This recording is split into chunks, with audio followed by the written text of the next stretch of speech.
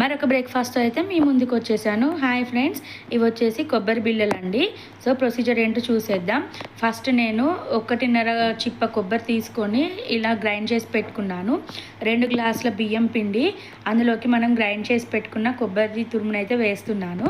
అది వేసినాక 1.5 to 2 spoons of పచ్చిమిర్చి పేస్ట్ అయితే వేసాను. నెక్స్ట్ కొత్తిమీర మన ఇష్టం అండి, కాకపోతే బాగా వేయకండి, బిళ్ళలు పొంగవు. నెక్స్ట్ కొంచెం కరివేపాకు, తర్వాత నువ్వులు, ఒక 1.5 టేబుల్ స్పూన్ వరకు సాల్ట్, తర్వాత వచ్చేసి ఒక 1/2 స్పూన్ జీలకర్ర వేసి ఇట్లా కలుపుకోవాలి.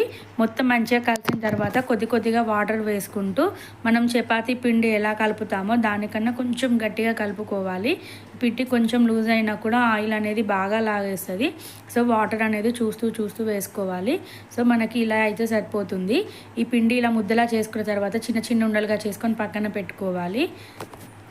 నెక్స్ట్ వచ్చేసి నేను పూరీ ప్రెస్ తీసుకుంటున్నాను. పూరీ ప్రెస్ మీద ఒక కవర్ తీసుకొని దాన్ని కట్ చేసి ఇలా వేసుకొని పైన ఆయిల్ అనేది 2 సైడ్స్ అప్లై చేసుకోవాలి. మనం ఇంతకుముందు చేసుకున్న చిన్న బాల్స్ని పూరీ ప్రెస్లో ప్రెస్ చేయాలి. బాగా పల్చగా చేయొద్దండి, బిళ్ళలు పొంగవు. సో కొంచెం మందంగా చేసుకొని మధ్యలో అయితే హోల్ చేసుకోవాలి. సో ఫ్రెండ్స్, ఇలా మధ్యలో హోల్ ఎందుకు చేస్తారో మీకు తెలిస్తే కామెంట్ బాక్స్లో కామెంట్ చేయండి. నెక్స్ట్ వచ్చేసి ఒక మూకుడు పెట్టుకొని ఆయిల్ వేసుకోవాలి. ఆయిల్ అనేది హీట్ అయ్యాక దీనికి కొంచెం ఆయిల్ బాగా హీట్ అవ్వాలి.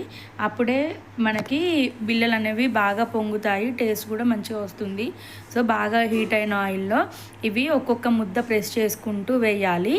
వేసిన తర్వాత కొంచెం ఇలా జల్లిగంట అంటారు కదా, దాంతో మనము మంచిగా పైన ప్రెస్ చేసుకుంటూ ఇవ్వాలి. సో అప్పుడు మనకి బిళ్ళలు అనేవి బాగా పొంగుతాయి. సో ఇది మనకి ఫ్రై అయిపోయింది. సో సేమ్ ఇదే ప్రొసీజర్లో ఒకదాని తర్వాత ఒకటి చేసుకుంటూ వెళ్ళాలి. మనకి చూస్తున్నారు కదా ఎంత బాగా పొంగుతున్నాయో. మీరు కొత్తిమీర అవి ఎక్కువ వేసారంటే మాత్రం అస్సలు పొంగవండి. మీకు ఉల్లాక అంటారు కదా, అది అందుబాటులో ఉంటే అది కూడా వేసుకోవచ్చు, టేస్ట్ ఇంకా బాగుంటుంది. కాకపోతే ఏవైనా కొంచెం వేసుకోండి, బాగా వేసుకుంటే మాత్రం పొంగవు. సో ఇది ఒక్కటి గుర్తుపెట్టుకోండి. సో చూస్తున్నారు కదా, మనకి ఇక్కడ కొబ్బరి బిళ్ళలు అనేవి రెడీ అయిపోయినవి.